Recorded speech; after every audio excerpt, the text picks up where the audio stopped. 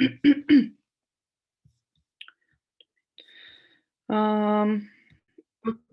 so let's talk about the ear. So let's talk about the ear. We're gonna start with a little bit of the anatomy. For sure, from your general knowledge, you remember that your entire ear consists of the external ear, right, the middle ear, and the inner ear. External ear consists of the pinna itself, the auricle, right? So the external auditory meatus. The middle ear consists of the middle ear cavity, right? There's the eardrum right here and 3 ear bones. And the inner ear is the place which is responsible for the hearing itself, right? And the balance. So we have here the semicircular canals. They are responsible for balance. We have here the vestibule. It is also responsible for balance. And this circular structure, this is the cochlea. Cochlea is responsible for hearing, as you remember, right? There is a tube which is connecting your middle ear all the way to your palate. And this is the eustachian tube. So external ear is very boring. The fun part is that this is where the Q-tip goes, right? If you want to clean your ears, that's where the Q-tip is going to be entering. There's nothing more interesting about that. So we start with the middle ear itself. The middle ear is going to be the cavity, the place which is located between the eardrum, right? So the tympanic membrane or eardrum and oval window. Oval window is considered to be the entrance into the inner ear. So as a result, this little tiny window, you can think about it as the border between the middle and the inner ear, right? So the oval window is just the border between the two parts.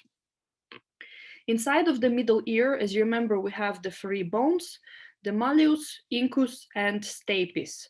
A very important question, malleus and incus come from which pharyngeal arch?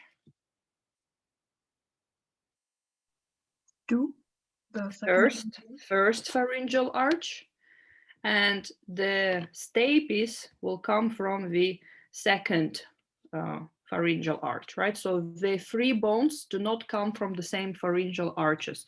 Remember that from your last semester. We said that oval window is considered to be the entrance to the inner ear. A little bit below the oval window, you can see that there is another window, which is called round. And round window is considered to be the exit of the inner ear. So whenever you look at those 2 windows right here, the top one is always the entrance to the inner ear. The bottom, the round window, it will be the exit. So something will be exiting through here. Sound waves are basically coming in this way, right? So nothing interesting. They will ask you this question: what is the purpose of these bones, right? So what is the purpose of it? They are amplifying the sound. Okay, so malleus, incus, and stapes. As the sound wave comes in, this sound wave starts to shake the stretched eardrum, the stretched tympanic membrane. You can see that the foot of the malleus is attached to the tympanic membrane. So if tympanic membrane starts shaking due to the sound wave, malleus will be shaken, incus will be shaken or vibrating, and stapes will be vibrating as well. So these 3 bones, as they start to vibrate, they will definitely amplify the sound wave, okay? So they will make its intensity much higher, okay? So they will increase the intensity of the sound wave. So we have said that the oval window is the entrance point to the inner ear. But what is the purpose of the round window?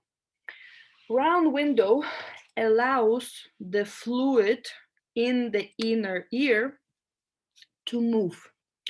Think about it this way. As the sound wave traverses this ear bones as it enters into the inner ear. This is the first law of physics. All the energy has to be balanced. So if we're pouring this much of energy, exactly the same energy amount should come out. Okay, so we can't just be constantly pouring sound waves into the inner ear. A little bit of it has to come out. The energy has to come out. So it comes out through the round window. So as you can imagine, the sound wave will be traveling in the fluid of the inner ear. It will create these waves, like literal waves of vibration, until these waves turn around, reach the round window, and all of this energy, all of this intensity will just leave through here back into the middle cavity. From here, we have here the auditory tube, or you remember the eustachian tube. Eustachian tube is a very important tube. Do not forget it is attached to the palate, right? So somewhere here we'll have the palate. Eustachian tube removes all the buildup. So whatever we pour back into the middle cavity, be that pressure, right, energy, all of that has to be removed from here to make sure that the tympanic membrane does not bulge the opposite way, right? So we don't want this membrane to be broken down. So whatever is building up in the middle cavity, I repeat, be that energy, be that extra pressure, all of that has to be removed through the eustachian tube. The eustachian tube, it will open up when you swallow. Okay, so you can actually kind of try that as well. Right, so what the eustachian tube will open up. So that's exactly what you do in the airplane. When your ears start to, the pressure differences start to get to you, right? You get deaf a little bit. In order to release that pressure, you either like, I don't know, clench your jaw a little bit, right? So open it up, chew a gum, just try to yawn. So open your mouth as big as possible.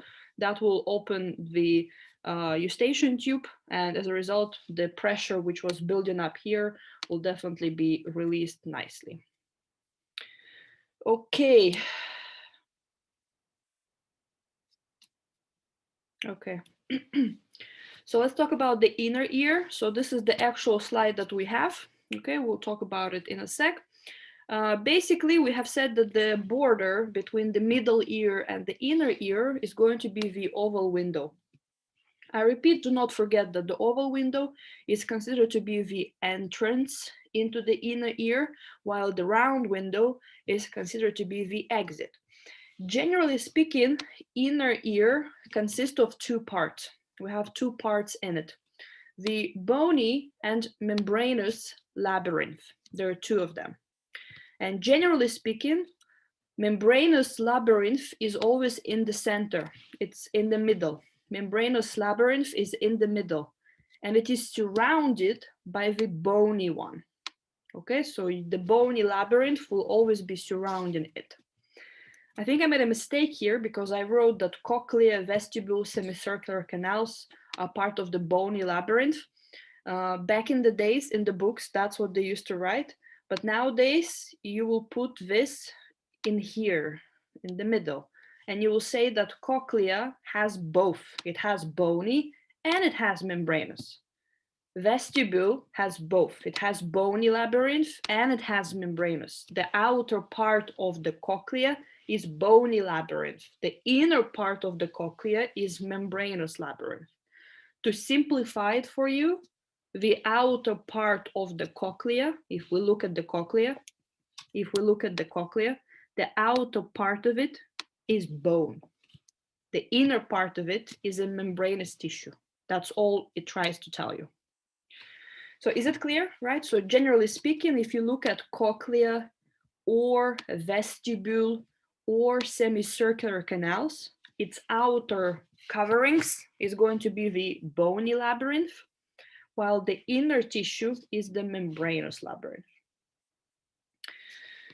There are two types of fluids within your inner ear. We have the perilymph and we have the endolymph. And endolymph is the fluid of the membranous labyrinth. So inside of the membranous labyrinth, endolymph is flowing. So again, in the center of the structures, right? In the center of the cochlea, in the center of the vestibule and semicircular canals, where the blue color is, here we have a fluid. This fluid is called endolymph. Endolymph is a very interesting fluid because its major cation is potassium. And you know that potassium, the influx of potassium, will be very interesting because it can create hyperpolarization. Okay, you're going to see that it can even make a bit like extra parts for it in a certain cells. Okay, so not everywhere, in the certain cells. Of course, most of the time it is a positive ion. Positive ion will create depolarization always, but in the cochlea, the hair cells, due to potassium, will actually do something else. Okay, so they wouldn't be depolarized. Something else will be happening to them. So just without going too much details, the endolymph flows everywhere where blue thing is, which is the membranous labyrinth. But in the cochlea specifically, this endolymph has a bit of a different function related to like vestibule or semicircular canals. Yeah. Endolymph in the vestibule will cause depolarization because it's a positive ion. Endolymph, because it contains positive ion, such as potassium, right? Endolymph contains potassium. It's a positive ion, so it will cause depolarization in the vestibule. It will cause depolarization in the semicircular canals as well. But I repeat, very important, in cochlea, within the cochlea, there is also membranous labyrinth. This membranous labyrinth also contains endolymph. Endolymph also contains potassium, but the same potassium does something different here. And we'll talk about what is that different thing, yeah? Now, which kind of fluid is in the bony labyrinth? So semicircular canals, the bony part of it, okay? The vestibule, the bony part of it, and the cochlea, the bony part, right? So bony labyrinth specifically, will contain perilymph. And the major ion here, the major cation in the perilymph is sodium. So you will see that it will be normal, to be depolarization all throughout. Perilymph is very similar to plasma and cerebrospinal fluid, very similar, with one difference. It doesn't contain that much proteins. Plasma has lots of proteins. CSF has more or less normal amount of proteins, but perilymph, even though it is similar to the plasma and CSF, it contains less proteins. I know this thing means nothing to you, but remember it for a second, yeah? The endolymph is very special because it is secreted by stroma vascularis. It is a particular thing which is responsible for making the endolymph. We'll talk about it right now. So again, to get the point home, right? So what you're looking at here, this is your inner ear. Inner ear consists of the cochlea, it consists of the vestibule, and it consists of the semicircular canals. You can see that there are 3 semicircular canals. There are 3 of them. The 3 semicircular canals are called anterior, lateral, and posterior. What is the function of semicircular canals? Balance. For now, we're going to say balance. The same function is of vestibule, the same. Cochlea, however, is responsible for hearing. What is the entrance point into the inner ear, right? So, sorry, entrance point into the inner ear. The entrance point will be the oval window. The exit point will be the round window. So remember that. What is the outer covering of the inner ear of all of the structures? The outer covering is the bony labyrinth. It's this area right here. This is the bony labyrinth. So that's the bone. The inner is the membranous. You don't have this picture. Okay, so you don't have it. I edit because I realize it's very difficult to explain what is happening. Okay, so here you go. So that's the one that you need to know. Okay, so it's very, very useful, this picture. So do you see what they have done? They have done here what they're showing you here. They have basically stretched out cochlea. So cochlea is normally circled, spiraled. How many turns there are? Anybody knows? Have you done it in anatomy yet or no? 2, 3, 4. It's 2.5. Amazing. It's 2.5 turns. Okay, so it turns exactly 2.5 times. It's very important. So this, we call it cochlear duct. So this straight thing is called cochlear duct. Cochlear duct turns around itself 2.5 times, right? So on this picture, you can see that they sort of stretched the whole thing, right? So they unwrapped the entire cochlear duct. But I gave you a bigger picture to show you what's happening. So what you're looking at here, this is your cochlear duct. It's fully stretched out, right? Fully unwrapped. How do we call the outer coverings? Bony labyrinth. Bony labyrinth, very good. And how do we call the inner covering, this? Membranous. Membranous labyrinth. The membranous labyrinth will consist of 3 parts, okay? So you're gonna see that it will consist of, well, technically this is bony as well, okay? I apologize. So membranous is this one, sorry. This is the bony parts. Sorry guys, it's my fault. This is the bony, so green and yellow is the bony. Yellow and green, this is the bony. And this blue thing is the membranous. Which kind of fluid is in the yellow, in the bony part? Perilymph. Yes, in the blue, in the membranous, we're gonna have endolymph. So this is the entrance point to the inner ear. This is the oval window. This is the exit point. This is the round window. And do you see how convenient it is? Because we actually have here eustachian tube nearby. Now, if we look at the entire cochlear duct, the bony labyrinths, the cavities that they make, specifically these cavities right here, within the bony labyrinth of the cochlea, they have a name. The top one is called scala vestibuli. The bottom one is called scala tympani. So a question for you is like that. So when we enter from the oval window, this picture is a bit wrong here. Like it doesn't show you the proper way, but if we enter here, it shows very nicely. Do you see? If we enter from the oval window, where are we entering exactly in the cochlea? We're entering into the top bony labyrinth, which is known as the scala vestibuli. So again, to make it kind of understandable, which window communicates with the scala vestibuli? Oval window. Oval. Yes, the oval one.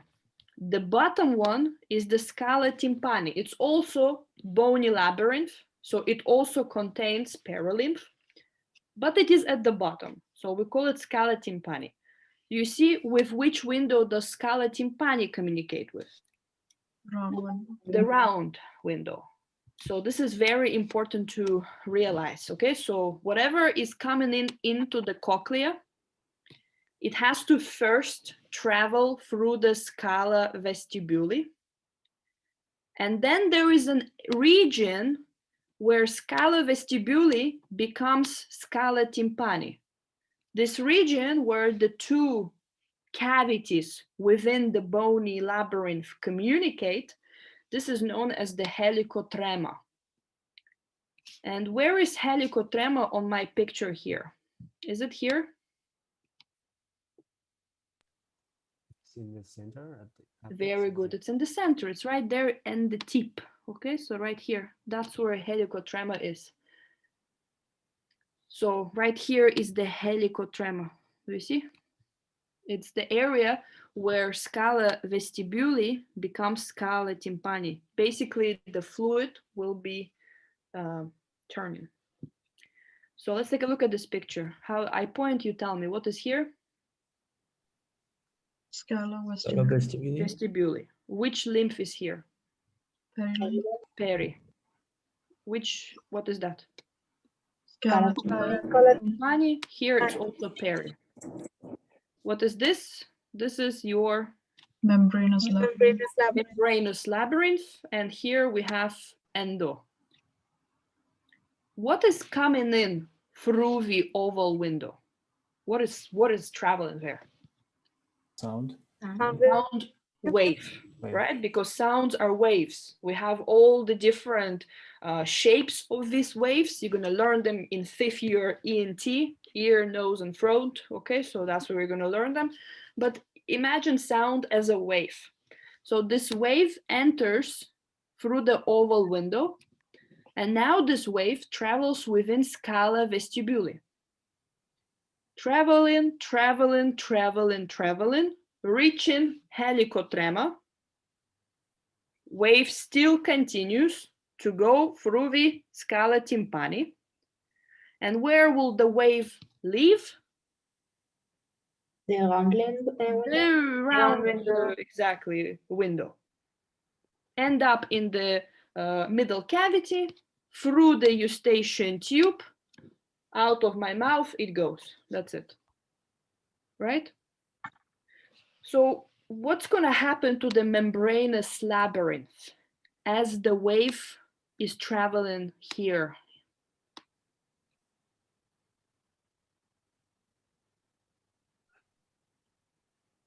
Try to imagine it. These 2 cavities are filled with fluid. The wave is going in that fluid, back and forth like this. Also vibrate? Yes, it's also going to be vibrating. And this membranous labyrinth is very important because within it, we have the organ of hearing. Which organ of hearing? How do we call it? For sure, you know. Organ of Corti. Very good. Organ of Corti. Organ of Corti is located within the membranous labyrinth of the cochlea. And what happens to it? What happens to it is the mechanical transduction. We have to literally shake it. Okay, we have to shake it so it fires an action potential. So what's the word I'm looking for? We basically not transport. Transduce, no. We, like when I'm taking one thing and making another thing. How do we call it?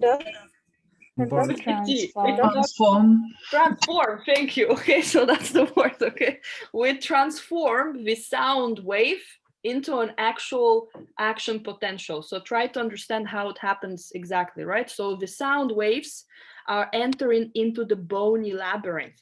Within the bony labyrinth, we have a fluid. This fluid starts to shake, it starts to vibrate. The problem is that between the scala vestibuli and scala tympani, we have the membranous labyrinth, which, by the way, let's learn its name. It's called scala media. Okay, so the one in the middle, membranous labyrinth, it's called scala media.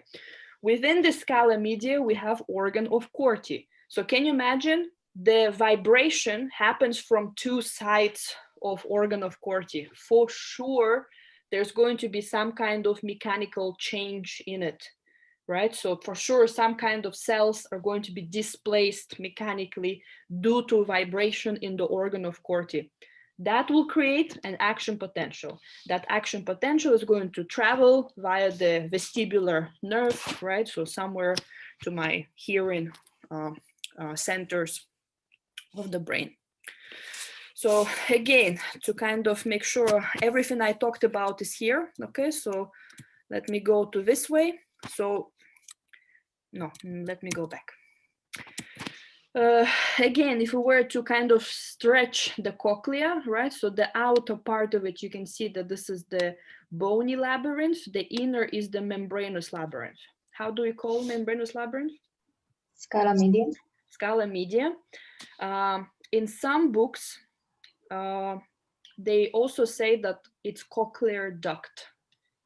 So in some books, the entire cochlea is called cochlear duct. In some books, just the scala media is called cochlear duct. Okay, for us, I don't think they write cochlear duct whatsoever. Okay, so I think they just write scala media, but it's just for you, like extra information, right? So this is the scala media. It is part of the membranous labyrinth, so it has to contain endolymph. On the top of the scala media, we have scala vestibuli. At the bottom of the scala media, we have scala tympani. The same information again. Scala vestibuli communicates with the oval window. Scala tympani with the round window. How do you call the point where they communicate? Helicotrema, which is typically located at the tip. So is it clear? Yes. Okay, so now we go to this picture. Let's stay on this picture. This is scala media. So it's like a cross section now, yeah? So not like a longitudinal section of what we saw previously. So this is longitudinal section of the entire cochlear region. Now we're gonna do like a cross section to see what is actually inside, right? So you can see that this is scala media. On the top of it is scala vestibuli. At the bottom is the scala tympani. The scala media is a very interesting structure because it has two membranes there. Okay, so it's bordered by two membranes. There is a membrane at the top and there is a membrane at the bottom. The top membrane, or the roof of the scala media, is bordered by Reissner's membrane, another name for which is the vestibular membrane. Well, it's kind of communicating with the scala vestibuli, right? So the Reissner's membrane is going to be known as the vestibular membrane. The bottom membrane of the scala media is known as the basilar membrane. And basilar membrane is the one which contains organ of Corti. So this entire thing right here, this is organ of Corti. So if I go back to this picture, where exactly are a bunch of organs of Corti? At the bottom of the structure, yeah, at the bottom. So at the bottom of the scala media, because at the top, that's where the vestibular membrane or Reissner's membrane will be. Is that clear? Where did we take these two membranes? These two membranes are extensions of osseous spiral lamina. What is osseous spiral lamina? It's this. Cross it out. It's this. This is a bone. Okay, so this is an osseous spiral lamina right here. What is osseous spiral lamina extension of? It's the extension of this structure, modiolus. Modiolus is this. So this area right here, this is modiolus. Modiolus gives you extension, which is called osseous spiral lamina. Osseous spiral lamina give you the basilar and a little bit of the vestibular. Okay, so it's not very nicely drawn, but it kind of will go like that. So in both directions. Is it clear? So if I go to this picture, this is a very interesting section, right? You can see like a cross section of the entire cochlea. You can see that the center part of it, this is the modiolus. Modiolus gives me osseous spiral lamina. Osseous spiral lamina is going to be giving me the, it's going to be giving me the basilar membrane and vestibular membrane. Yeah. Okay, so modiolus, osseous spiral lamina, basilar, and vestibular membrane. Is it clear? Yes. Okay. Osseous spiral lamina is very important because it hosts spiral ganglion. Spiral ganglion is a very interesting ganglion because it's going to be containing some bipolar neurons. So these bipolar neurons are needed to sort of synapse with the hair cells in the cochlea, and the other axon of this bipolar neuron will give you the cochlear nerve. So in the spiral ganglion, we have bipolar neurons. You remember that bipolar neurons have two axons. One axon is part of the cochlear nerve.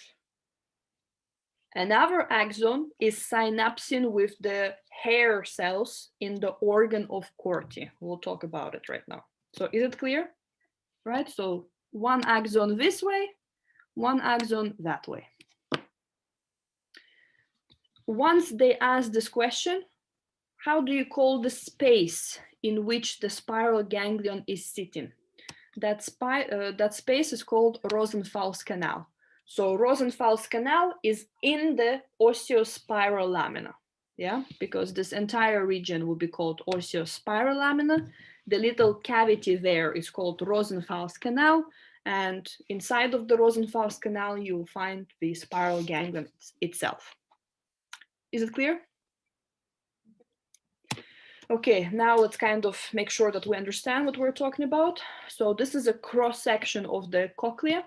The top is called Scala vestibuli. vestibuli. We have here perilymph. Which cation is the major one here? Sodium. So we're gonna have here the sodium. The bottom one is of course scala tympani, right? With also perilymph and also sodium.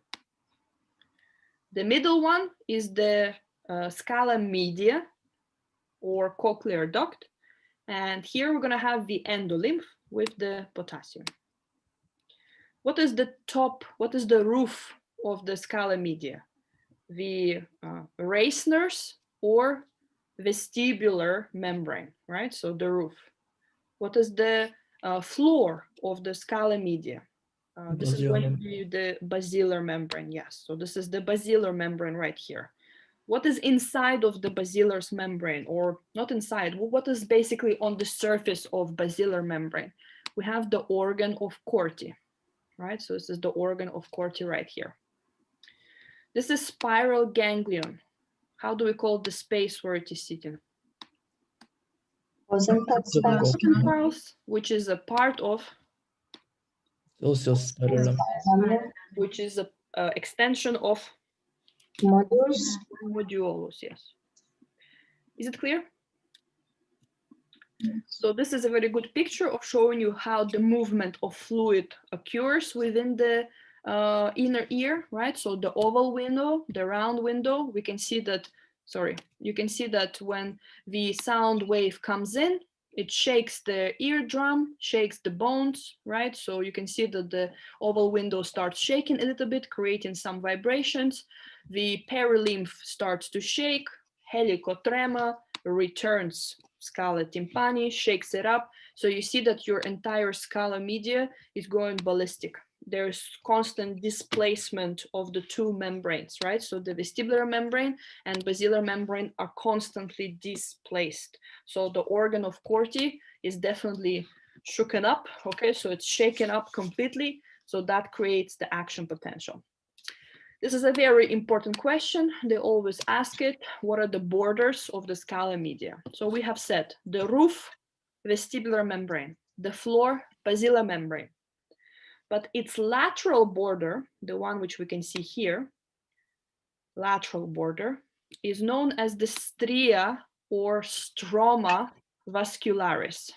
What was the function of the stroma vascularis? Produce endolymph. Very good. So as you can see, the lateral border of the scala media produces the endolymph. So it kind of runs through that area and produces the endolymph, stria vascularis. It's very unique because stria vascularis is epithelium, yet it's vascularized. From histo 1, you should remember that epithelium is avascular, It doesn't have any blood vessels. There's only one exception, and that's its lateral border right here, the stria vascularis. It is a vascularized epithelium. So these epithelial cells are taking the plasma of the blood, right, and they're converting it to the endolymph. Very important is that you can see right here that this is the vestibular membrane, this is the basilar membrane, organ of Corti, this is the stria vascularis. The lateral border of the stria vascularis is called spiral ligament. But it is a very common question they ask because it is actually a misconception. Spiral ligament isn't a ligament, it's periosteum. Okay, it's periosteum. Maybe you remember from Histo 1. Periosteum is just like a layer outside of the bone. You see, here is the bone. It's part of the modulus, maybe, right, or something like that. And this modulus, this bony area, it's covering, has periosteum, and this periosteum here is called spiral ligament. So remember that it doesn't connect bone to bone. Ligament, you know, that's what it does. It connects bone to bone. It doesn't connect bone to bone. No, it's just a periosteum. It's a very important question. Okay, let's talk about organ of Corti. We said that inside of or basically on the surface of the basilar membrane, we are going to find the organ of Corti. Organ of Corti is very interesting structure. If I may go here, this is very important. So this is the entire organ of Corti. What you can see here, this is the basilar membrane, yeah? Organ of Corti possesses typically 3 to 5 hair cells. Typically, there's only one inner hair cell, only one. And 3 to 5 of the outer hair cells. The inner hair cell is basically very important because it doesn't really fire the action potential, but it's the only cell that has connection to the nerve fibers.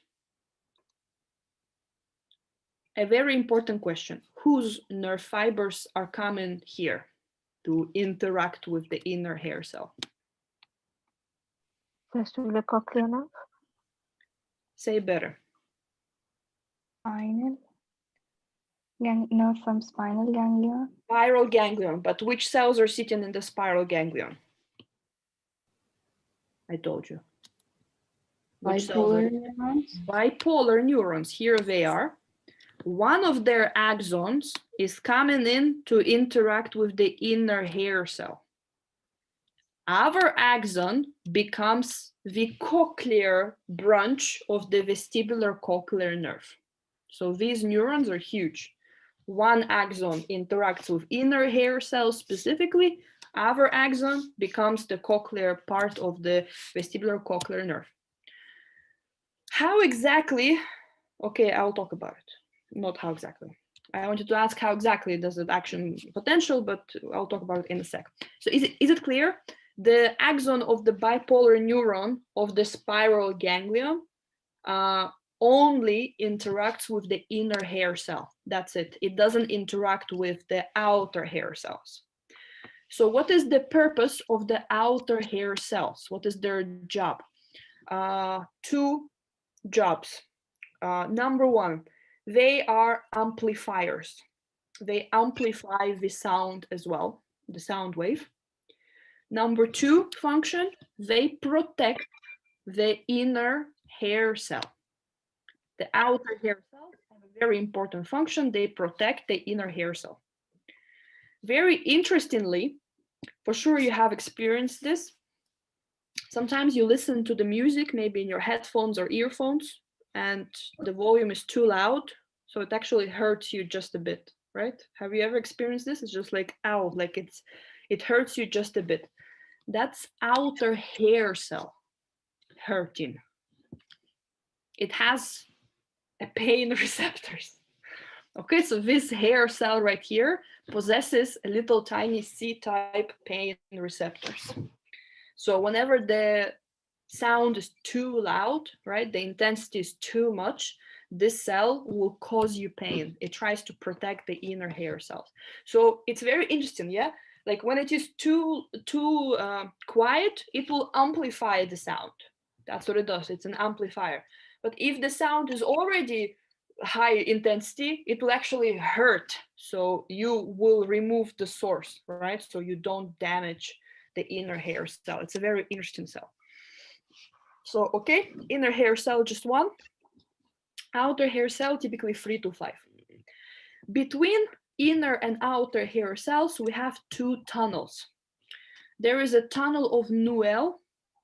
You don't have to know anything else, just know that it is here, tunnel of Neuel, that's it, that it is closer to the outer hair cells.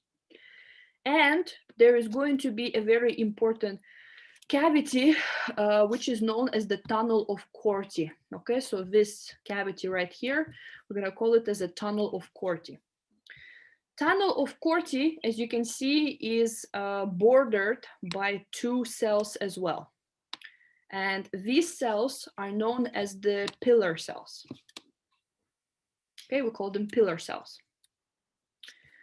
How do you think we're gonna call this pillar cell?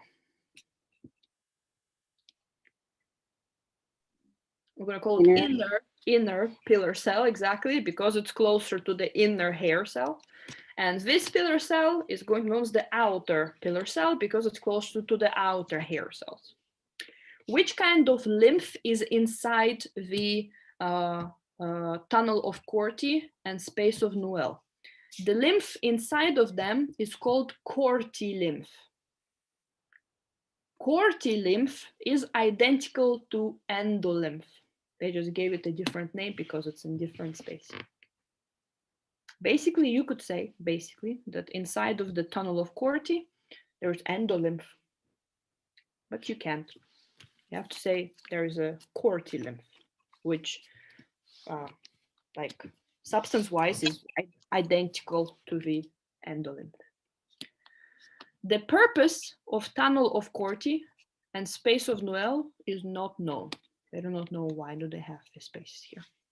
Probably like accommodating the organ of Corti, but the exact function is definitely not known. Well, okay. How do you know on the slide that you're looking at the inner hair cell or inner pillar cell? Look at the nuclei. The nuclei of the pillar cells are always going to be closer to the basilar membrane, like almost sitting on the top of them. And the nuclei of the hair cells are sort of floating outside. I think I should mention that you probably know this already, but the hair cells are called hair cells because they have something on their surface. What do they have on their surface? Cilia. Not just cilia, stereocilia, because cilia are the motile things, yeah? Okay, so here you're gonna see the stereocilia here present as exactly. The stereocilia here are extra long, okay, so they're very, very long, and they're embedded into some kind of membrane. This membrane is known as the tectorial membrane. Tectorial membrane is basically just like a sugary substance, okay? So it's a bunch of sugars together. It's reaching GAGs, glycoproteins, and etc. So these cilia, these stereocilia of the hair cells, they're embedded in the tectorial membrane. So remember we said that your lymph, your perilymph has to be moving and vibrating the scala media. Which exact part do we want to displace? The tectorial membrane, okay? So all of these movements, all of these waves traveling in the scala vestibular and scala tympani, their sole purpose of these waves is to create sound. How exactly? We have to move the tectorial membrane. If we manage to move the tectorial membrane, the stereocilia of the hair cells, they get bended. And this bend in the stereocilia of the inner hair cell specifically causes influx of two very important ions, which is potassium and calcium. Okay, so when the sound wave comes in, shakes up your membranous labyrinth, the scala media, right? The tectorial membrane shakes, bends the embedded hairs, right? Bends them. That causes mechanical change. Mechanical change opens up potassium calcium channels. They go in. The influx of calcium in the inner hair cell causes a release of neurotransmitters. These neurotransmitters diffuse out of the inner hair cell into the axon of the bipolar neuron of the spiral ganglion. And what do neurotransmitters do? Well, they cause the propagation of action potential. So do you see, in a way, it's a very weird way to cause an action potential. Like calcium and potassium together, it's a very, typically if I ask you what causes action potential, you will say sodium, right? Sodium influx.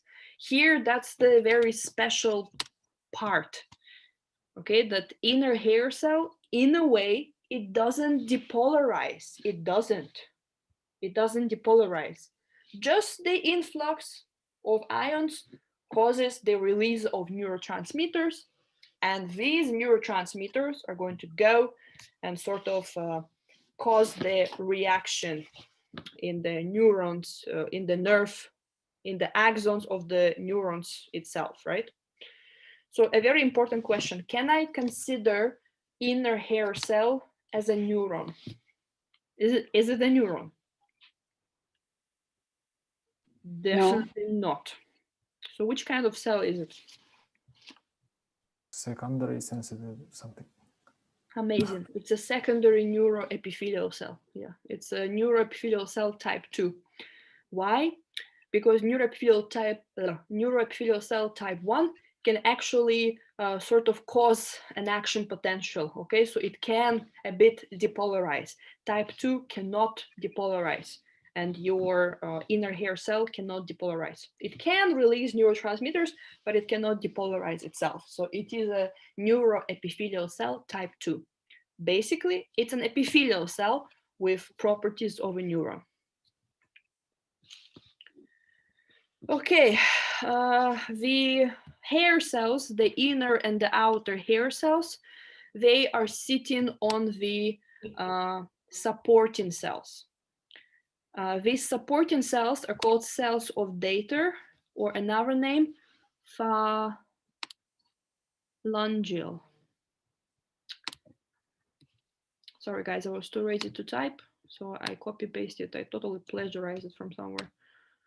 Phalangeal, but where I and it's not type 1, it's just type 2, not or, just type 2.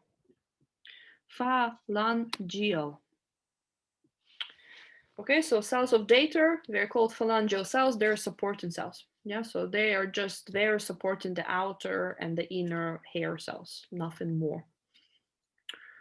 There's some additional supporting cells, but you don't have to know them. Okay, so we don't talk about them. The Claudius, Hansen, Botter, etc. You don't have to know them. You do have to know this: reticular lamina.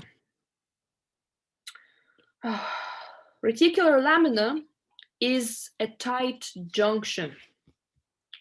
Basically, it's right here, right? So that's where the reticular lamina will be. It is a tight junction which is caused by all of these cells. This reticular lamina sort of makes sure that the cortilymph and the endolymph do not mix, which is weird because they're basically the same. Okay, so yeah, because you remember cortilymph is pretty much identical to endolymph, but that's what reticular lamina is. Yeah, it's just a bunch of tight junctions. Okay, so to separate the endolymph from cortilymph, it's on the surface here. So I think it's understandable, right? So modiolus, osteospiral lamina, 2 membranes, right? So where's organ of Corti here? So basilar, right? Vestibular, scala vestibuli, scala tympani, etc. So I think it's quite understandable. Let's take a look at our Yeah. slides. Yeah. Can I just ask? Mm. So the modulus is bone, but it's a part of the membranous labyrinth. No. So this is the membranous labyrinth. Sorry. But it's in the This center, is the right? membranous labyrinth. Sorry. Yeah, this is the membranous labyrinth right here. Modiolus is just a bone. It's just a bone. It's like the center of the cochlear bone, if it makes any sense. Okay, so yeah, so it's not like a part of the membranous labyrinth because it is a bone. It's part of the bony labyrinth, but it's just like a center, huge chunk of bone. Okay. Nothing more. Yeah, nothing more I can tell you there. Just a huge chunk of bone. That's it. Okay, so that's the cochlea. Okay, so that's where we're going for. So let's take a look. So what do we have here? This is the modulus. So if I go back, that's the modulus. Okay, so it's the huge chunk of bone in the center. Here we have the, do you see there are always 3 of them, right? So always 3. Here, 1, 2, 3. So always 3 cavities are surrounding this area. So if we magnify into one of them, so what do we see? What is 6? Vestibular or Reisner's membrane. What is 7? Basilar membrane. What is 4? Spiral ganglion. Do you see there is a space here? What is that? In which spiral ganglion is sitting? Rosenthal's canal. Rosenthal's canal. Okay, so this is the Rosenthal's canal right here. What is 5? As you can see, it's extending this way. The osteospiral lamina. Very good. This is the osteospiral lamina right here. And this huge chunk is the modulus. Okay, so as you can see, modulus, osteospiral lamina, and it extends this way. What is 1? Scala vestibuli. Scala vestibuli. 2 is scala Tympani. tympani.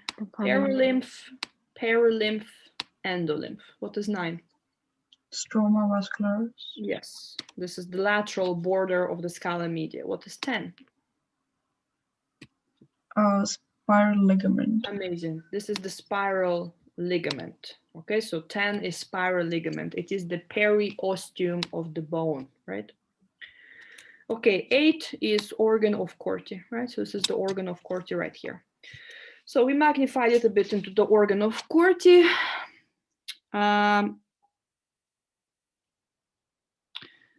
Okay, 1. Tectorial membrane. Tectorial membrane. This one. Inner hair cell. Very stupid question. Why inner hair cell? The nucleus.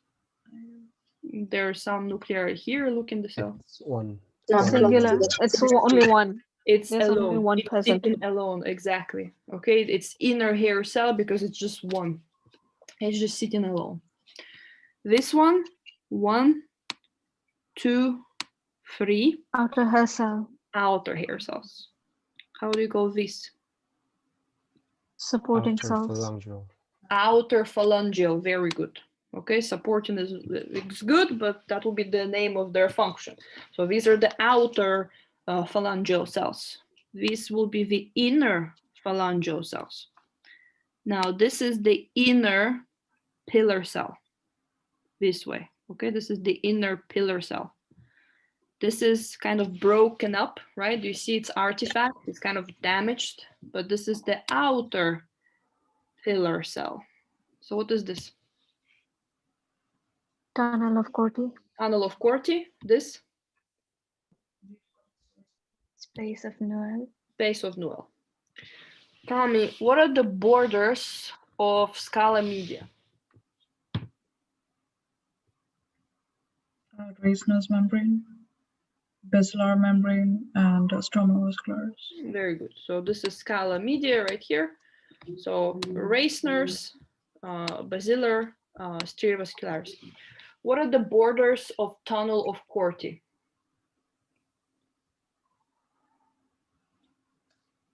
Inner and outer pillar cells and the basilar membrane. Basilar membrane, very good. Inner pillar cell, outer pillar cell, basilar membrane. That's the borders of the tunnel of Corti. What are the borders of the space of Newell?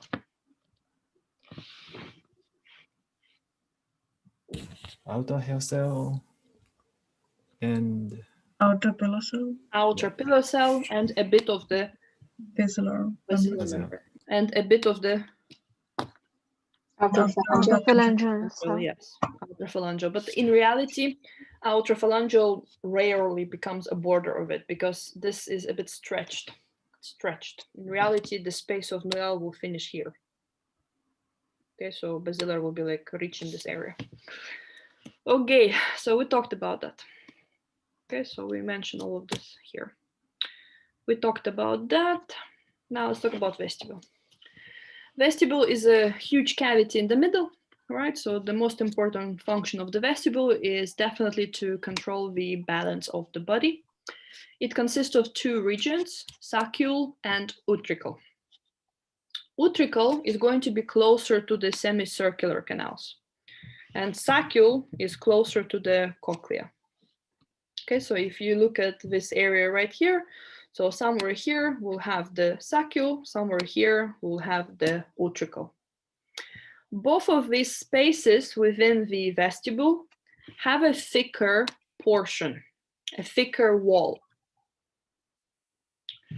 Like if I take a saccule, if I don't know, draw it as a space like this, you will see that there's always just one region that is extra thick, just one wall that is extra thick.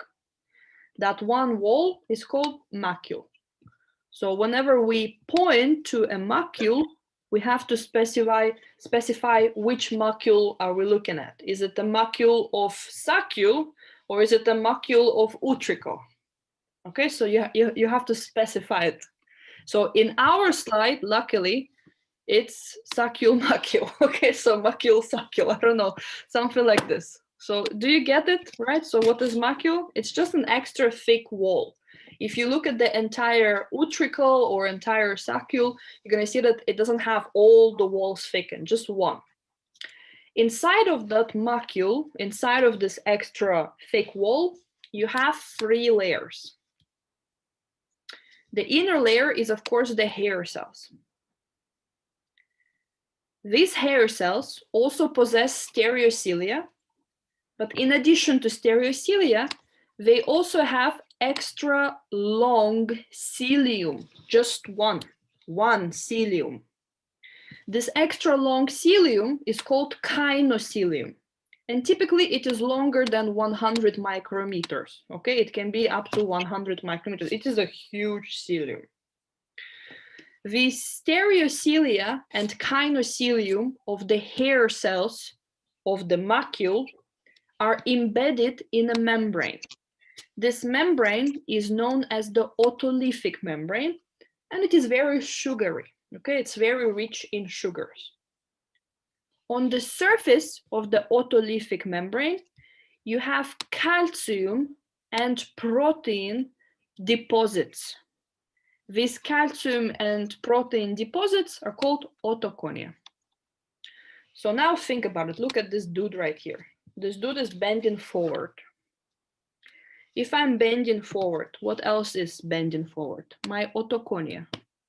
They're heavy. They're calcium and proteins. They're heavy. So if I'm bending forward, they're bending forward too. If otoconia are bending forward, otolithic membrane will follow it. What is inside of the otolithic membrane? The stereocilia, and kinocilium. What happens to them? They bend. As they bend, this is a mechanical change. What will that do? Open up some kind of ion channels. So what will those ion channels do? Either depolarize or hyperpolarize depending on the ear. And this is my favorite part. How do you know that you're bending to the left, for example? How do you know that I'm bending to the left or to the right or whatever? Sorry, I'm doing the opposite. To the left, to the right. Okay, so how do you know that you're bending this way? Okay, do you see? This is kinocilium. Those are stereocilia. So let's imagine that this is, I'm so bad. This is right ear of this dude. This is left ear of this dude. Am I right? Because he's looking at you. Okay, so in the stereocilia and kinocilia of the hair cells. So if we have to draw right now from the most lateral, do I start draw stereocilia or kinocilia? So this is my hair cell in the left ear. This is my hair cell in the vestibule of the right ear. What is the most lateral? Stereocilia or kinocilia? Kinocilia. Very good, kinocilia. And then, like a staircase pattern, we have stereocilia coming this way like that. What about this way? What's in the opposite ear? It's the same, right? The most lateral will be kinocilia. And this way, we have the stereocilia coming down like this. Now, if the hairs, if the stereocilia are bending towards kinocilium, that will cause depolarization. But if kinocilium is bending on the hairs, that will cause hyperpolarization. So let's imagine this dude turns to the left. His vestibule, left ear, will it undergo depolarization or hyperpolarization? Depolarization. Depolarization. And what about his right ear? Hyperpolarization. So how is your brain aware which side are you turning?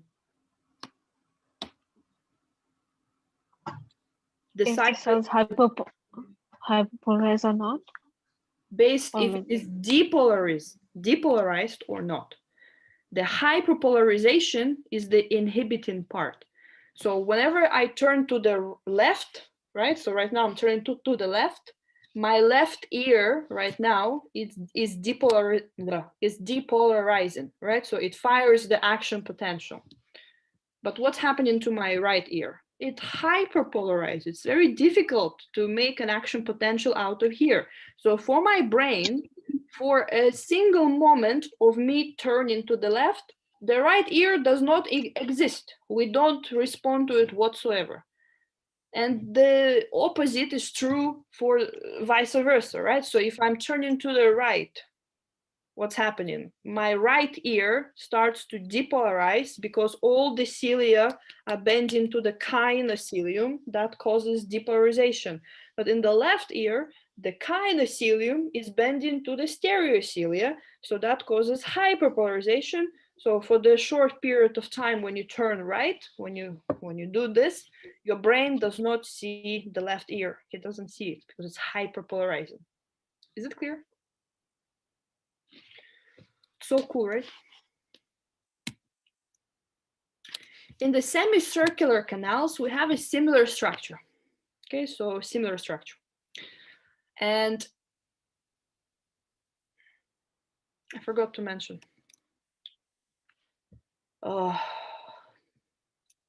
Saccule and utricle. You'll have to double check after me in the lectures, but I think they wrote something like this, that utricle is responsible for the vertical acceleration, while saccule is responsible for the linear acceleration. So basically, if I'm accelerating in the car, my saccule is on fire. If I'm taking an elevator up and down, my utricle is on fire. Okay, so the two parts, they're responsible for different accelerations. So make sure you check it after me, because I think that's the correct way, but check it after me. I don't remember. Okay, semicircular canals. There are three of them, anterior, posterior, and lateral, and they're responsible for the direction that they are. So anterior semicircular canal is responsible for the anterior direction. Posterior is for the posterior direction, and lateral is for the lateral direction, right? So that's the way they go. Each semicircular canal possesses a very dilated portion, and this dilated portion is known as the ampulla. Here it is. Okay, so this is one semicircular canal. As you can see, it has one dilated portion. We're going to call it ampulla. Inside of the ampulla, there is crista ampullaris. So inside of the ampulla, this whole thing, it is known as the crista ampullaris. Crista ampullaris is very similar to what we see in the macula of the vestibule, right? So you see the hair cells, otolithic membrane, and otoconia. There's just some differences. You see the hair cells as well. You see that the hair cells are embedded in some kind of sugary structure.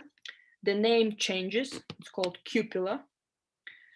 The thing that we don't have are otoconia. Okay, so the calcium and the proteins, they do not precipitate on the surface of cupula. They don't. So that's one of the major things. So this is a very good picture for you to sort of compare. It's just it has some mistakes, right? So you can see that this is going to be the vestibule. These are the semicircular canals. Both of them contain hair cells. Both hair cells contain the kinocilium and stereocilia, right? Kinocilium and stereocilia. Both contain some kind of sugary tissue on the surface of the hair cells, or rather where the hair cells are embedded in. The sugary tissue in the semicircular canals is called, it's called cupula. Okay, so we're gonna call it cupula. Here, it's called otolithic membrane. I apologize for the picture, whoever made it sucks, but it was good to compare the two, right? So this is the otolithic membrane. The major difference is that on the surface of the otolithic membrane, you're gonna find the calcium proteins together, which we're gonna call otoconia, right? This is otoconia right here. On the surface of the cupula, they're none. What is the job of the crista ampullaris specifically?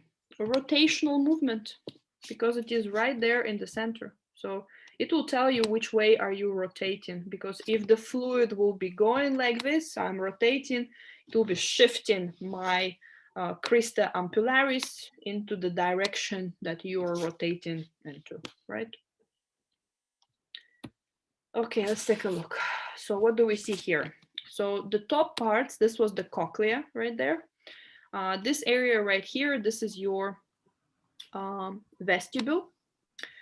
This is going to be the utricle, and this is going to be the saccule, right? Because saccule is closer to the cochlea, utricle is closer to the semicircular canals. The most important thing for us is this area. What is this? This is the macula, right? This, you see it's extra thick region. So this is the macula. So what does the macula consist of? Well, you can see that there's some kind of hair cells, right? So these are, first of all, otoconia, right? So these are the otoconia, the calcium and the protein precipitations. This is going to be the otolithic membrane this way. Inside of the otolithic membrane, these are stereocilia. These just, they look very weird, but they are, okay? So these are the stereocilia, and these are the hair cells. Okay, these are the hair cells. These cells are supporting cells. Okay, so they don't really have a name, just some supporting cells of the hair cells. So this is the macula. That's the thicker wall. This is the crista ampullaris. Okay, so this is semicircular canal here as well. We kind of get it. So crista ampullaris consists of the hair cells, and the hair cells embed their stereocilia into the cupula, right? So this tissue right here, this is the cupula. These are hair of the hair cells.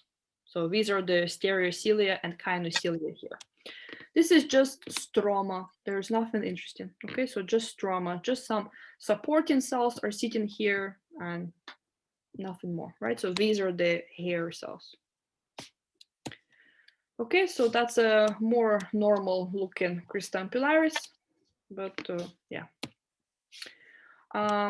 This cavity, take a look where you are, right? So this is the cochlea. Here we have the vestibule. This is the semicircular canals. So what you see here, this is the internal acoustic meatus. So this cavity right here, this is the internal acoustic meatus. And in it, you see this nerve. Which nerve is this? Vestibulocochlear. Yes, this is a vestibular cochlear nerve. Right next to it, you see that there is a vestibular ganglion, okay, because the cochlear ganglion is the spiral ganglion, which is next to the cochlea. Typically, they point into the internal acoustic meatus and they ask you what else could be here. So vestibular ganglion, yes. Vestibular cochlear nerve, yes. What else? Facial nerve. Amazing. Facial nerve, yes. Facial nerve is passing through here. And lastly, this is the one. Amazing, Mika, amazing. Free class today. Nobody knows this shit. Labyrinth artery, yes. Okay, labyrinth artery. I myself learned about labyrinth artery like 2 years ago. Okay, so good job. Labyrinth artery is a very interesting artery because it typically has a different origin, right? It depends on a person. So it has different sources, but approximately in 85% of people, labyrinth artery should come from the anterior cerebellar artery, as far as I remember. Okay, so this is just some embryo, so it's not really important. We'll talk about it next class. And let's begin the embryo part. Okay, so that was the ear. And right now we're gonna start talking about the, here. Okay, so we're gonna start talking about the development of the ear and eye. We will start with the development of the ear and we will continue with the development of the eye next class. So I hope you remember something from the eye, the last class, because anatomy is crucial. So that will be your homework, okay, to make sure you remember how does the eye look like. Okay, so embryology of the ear. So first of all, this picture should be more or less familiar to you guys, right? So this is the neural tube right here. The surface right here, this is the ectoderm. This is your endodermal gut tube, which is destined to become pharynx. This is the notochord, and these two things here are dorsal aortas. The pink tissue is mesenchyme. All of this is mesenchyme right here, just from different sources. So on this picture, it's just blah, blah, blah, the different functions of the ears. Just don't forget, we have 3 ears. We have the external ear, we have the middle ear, and we have the inner ear. So we have to ask ourselves, what is their embryological origin? First thing first, we start with the otic placode. Hopefully you remember this from last semester. What does it mean, placode? The thickening Yes, of the ectodermal ectoderm. thickening. Yes, amazing. So this is the thickening of the ectoderm. Okay, so we have 3 of them, as you remember. We have the otic, optic, and nasal placodes, right? So the 2 nasal placodes were there. Now, the ear formation starts approximately during 22nd day as we form the otic placodes on the 2 sides of the rhombencephalon. I know it means nothing to you.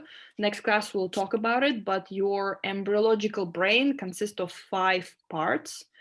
And the bottom part of it, well, not the most bottom, but like almost most bottom, is called rhombencephalon. Okay, so at the level of the rhombencephalon, the two aortic placodes are arising. As the time passes, we're going to see that this aortic placode starts to invaginate. They start to create aortic pits. The pits are called the invagination points, right? And eventually, approximately a week later, the aortic pits just separate from the surface ectoderm and create aortic vesicle. So basically your ectodermal aortic placode starts to invaginate into the mesenchyme at the level of the rhombencephalon, right? And just fully cuts off the connection with the rest of the surface ectoderm, creating the aortic vesicle. This aortic vesicle is very special because you can divide it into two. The bottom part is the ventral surface because it's closer to the body, right? And the top part of this aortic vesicle is the dorsal part of the aortic vesicle. The ventral part of the aortic vesicle will give rise to saccule and cochlea. So the entire cochlea, well, most of the cochlea and saccule of the vestibule, they will come from the ventral portion of the aortic vesicle. While the dorsal, the top part of the aortic vesicle, will give rise to everything else, which is your utricle, semicircular canal, and endolymphatic duct. We'll talk about it. So this is what you can see here, right? So this is what you can see. That's the division of your aortic vesicle. So this is the ventral portion, and this is the dorsal portion, right? You can see that the dorsal portion gives rise to the utricle, it gives rise to the future semicircular canals and a structure called endolymphatic duct, while the ventral portion of the aortic vesicle gives rise to saccule and future cochlear duct. When does the cochlear region start to develop? Approximately starting from 6th week. Cochlear starts its development as an outgrowth of the saccule. So the entire cochlear duct begins as an outgrowth of the saccule during the 6th week. This outgrowth continues to grow, and what does it do? It turns 2.5 times by the 8th week, respectively, right? So you're going to see that it takes approximately 2 weeks for the cochlear to develop.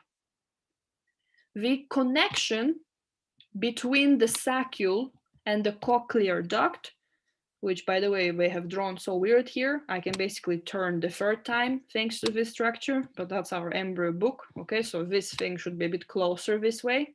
Okay, so this area should be shortened. It shouldn't be this long. I don't know why they drawn it like this. This area should be this way. But okay, the connection between the saccule and the cochlea is called ductus reunions. This is an embryological structure. We don't have it as an adult. Okay, we don't have it. So ductus reunions is just like a communication between developing cochlea and saccule. So is it clear?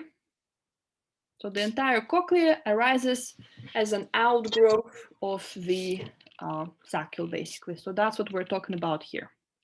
So 2.5 turns, right? So don't forget the surrounding tissue is mesenchyme. So this is aortic vesicle. Aortic vesicle is ectoderm. It comes from the aortic placode. But don't forget that the surrounding tissue is mesenchyme. So technically, your cochlea is doing the 2.5 turns within the mesenchyme. So this white, it is mesenchyme. Okay, so this area right here, this is mesenchyme. So what happens to this mesenchyme is that it starts to turn into cartilage. The mesenchyme surrounding the cochlea starts to differentiate into cartilage. And we can see it here, right? So this is a cross section of your cochlear duct. This purple color, it says cartilaginous shell, but before 10th week, it used to be Mesenchyme? mesenchyme. So this used to be the mesenchyme in which cochlea was just growing, yeah? After the 10th week, you start to notice that within this cartilaginous tissue, vacuolization begins. Vacuolization means that we start to make some kind of spaces. Do you see? We create little holes. These holes are going to be uniting, right? And creating the two big cavities. So which cavities did we create? We created the scala vestibuli and the scala tympani. So I repeat, where exactly scala vestibuli, scala tympani come from embryologically? Mesenchyme? Mesenchyme surrounding the cochlear duct. Scala media is the cochlear duct itself. Where does the scala media come from? Ectoderm? Ectoderm of the Otic placode? otic placode. It comes from the ectoderm of the otic placode. So the free tissues, they have different origin. Does it make sense? What will happen to the remnant cartilage? What will happen to this? Because do you see, we didn't turn everything into the cartilage, right? We haven't.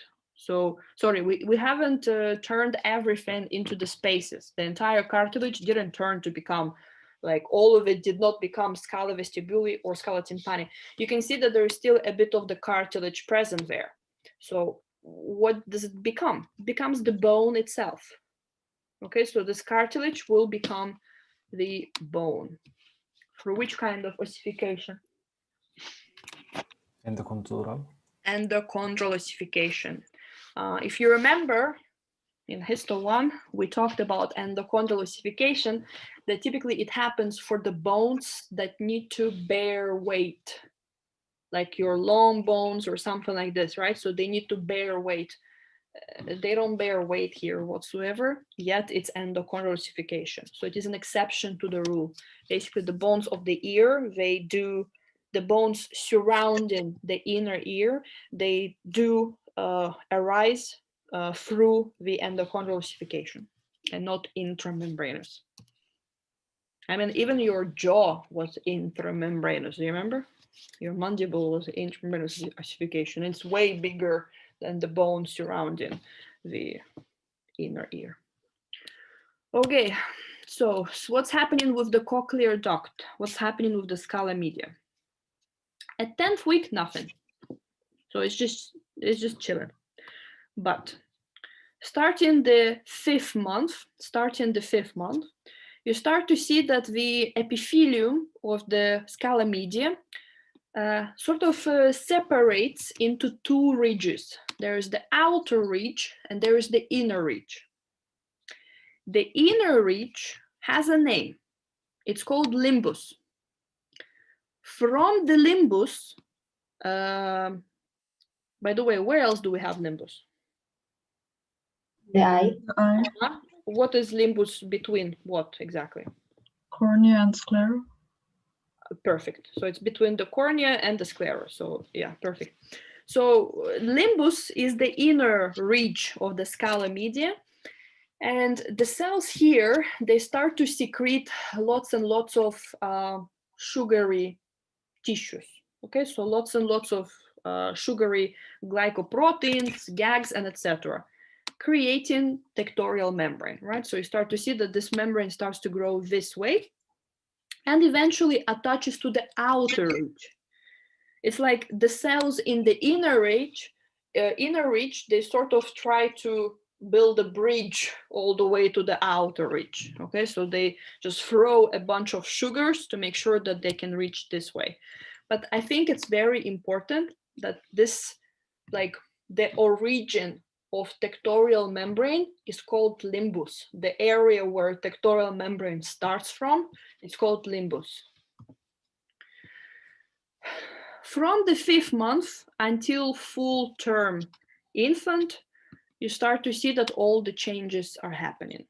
So inner hair cells arise, outer hair cells arise, and etc. Very important question. When do the embryo starts hearing? Because we said we are starting the formation of the like this outer reach of the scala media will differentiate into the organ of Corti at, like, it will start to differentiate into the organ of Corti at 5th month embryological development. But when exactly does it start to hear? Very soon. Like starting from 22nd week until like 26th, 27th. For every embryo it's different, but that's the time range. Okay, so from 22nd until 27th week, this is when the embryos, well, actually we are not allowed to call it embryo, the fetus will start to hear some kind of noises. Okay, so it's very important to tell mother about that, like a bit before 22nd week, when she comes in for that, you start to say that, you know, make sure that you speak only good words, make sure that, you know, your voice is very important. There are studies that, you know, like, can you imagine the loudness of my voice inside? I mean, a bit comes out this way, but majority comes out this way. Okay, so this is why it's like echoes in the uterus. Okay, it's like full-on concert going on right there every time the mom speaks. So it's very important for that. Okay, utricle and semicircular canal. Never ever has been asked, ever. Not a single time. They talk mostly about the cochlea, this area right here, but about the utricle and semicircular canals, nothing much. So basically, you can see that here during the 5th week, we start to have some kind of end of a utricle. It's sort of like a flattened out pockets. Not surprisingly, there are 3 of them, because 3 semicircular canals. So they're the distal ends of the utricle, the flat out pockets. These out pockets, they start to grow. Okay, so as they grow, there's something which is called like crista ampullaris, the dilated portions, and there's something which is called crista non-ampullaris. So these areas, so the ones which aren't dilated. Of course, there are some kind of transcription factors involved. There's some kind of genetic like stimulation happening. Basically, these flat out pockets of the utricle, they expand. And as they expand, only a little part is stimulated to dilate. That's the area where crista ampullaris will be. I repeat, there are some kind of transcription factors responsible for it. It's just, it's not important, okay? That's why they don't talk about it. I guess one of the more reasons is because we don't know exactly what's happening, like why just one part is like dilating and the rest isn't. Middle ear. Tympanic cavity. This is going to be the endoderm. As you remember, the first pharyngeal pouch, hopefully you remember, right? The first pharyngeal cleft is the external auditory meatus, but the one which is inside the tympanic cavity, this is the first pharyngeal pouch.